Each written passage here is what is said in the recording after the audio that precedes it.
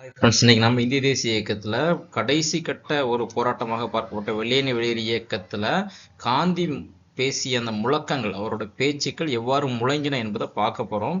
First Gandhi சொல்றாரு, முழு சுதந்திரம் தவிர வேறு எதனிலும் நான் திருப்தி அடைய மாட்டேன். நாம் அதற்காக வாழ்வோம் அல்லது வீழ்வோம். அதாவது டூ ஆர் டை என்று சொல்லக்கூடிய செய் அல்லது செத்து மடிங்கிற வாசகத்தை மும்பையில் நடைபெற்ற ஒரு மாநாட்டில் பார்த்தீங்கன்னா, இந்திய தேசிய காங்கிரஸ் மாநாட்டில் பார்த்தீங்கன்னா காந்தி முழங்கியிருக்காரு. அடுத்து ஹரிஜன்க பத்திரிகையில காந்தி தொடர்ந்து பல கட்டுரைகள் எழுதினார். அதுல ஒரு வார்த்தை, நான் பொறுத்திருப்பதை தொடர்ந்தனேயானால் என்றைக்கும் பொறுத்திருக்க வேண்டியதான் என்று காந்தி கூறினார்.